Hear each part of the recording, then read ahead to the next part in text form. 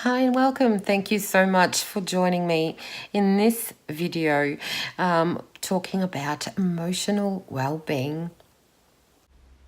Emotional wellness is often associated with well-being, and it is vital to living a life of wholeness, balance, and contentment.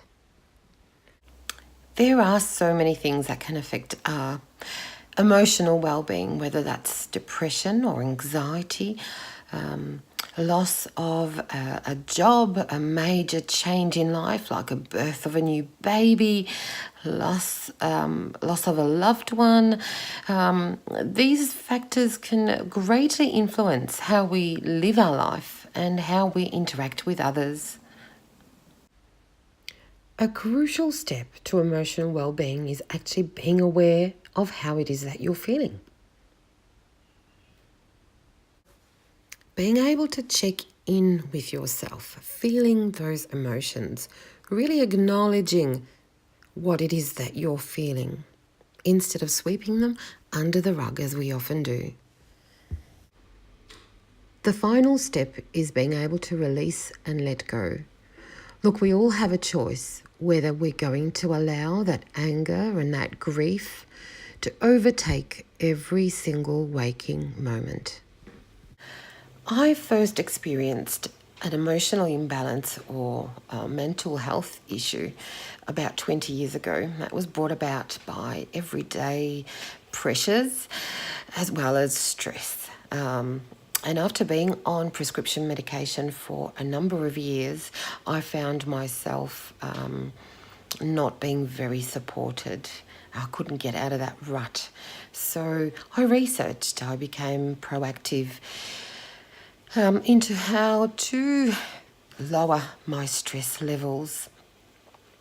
And I found meditation and I found yoga. And look, at the very beginning, I used to think that the people around me were cray-cray, but it did help.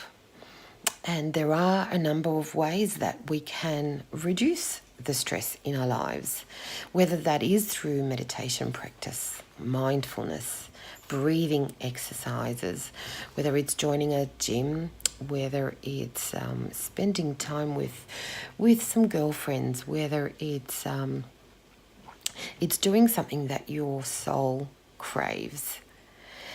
It is very important to be able to lower our stress levels when we're dealing with emotional health. Having had experience with emotional ill health, I know that self-care and self-love was farthest from my mind, and usually that is exactly what happens. The feeling of not feeling worthy enough means that we don't eat right, we don't sleep right, we don't get enough rest, therefore we lack nutrients, we lack any type of exercise in our daily life. We walk around hazed and frustrated and tired. There could also be some weight issues, perhaps binge eating or not enough eating. There are so many ways in which our bodies do get affected by by the thoughts in our head. But there are tools and there are resources that we can reach for to bring about change. And look, I know that sometimes it is in that state of being, it is very hard to get out of bed, and especially as a busy mums, we say that we don't have enough time in the day for our own selves, but you can't pour from an empty cup. When there is something wrong with our physical bodies, we don't give it a second thought before going off to see a doctor. However, emotional health is still, I feel, a taboo subject, and we all very often feel ashamed to acknowledge that we're not coping. I'm talking from experience too. I did not want to let the cat out of the bag. I wanted to put out to the world that I was a strong woman and I can take it all on and deal with it. But seeking help perhaps with a counsellor, can be of benefit. Are you aware of the power of positive thinking?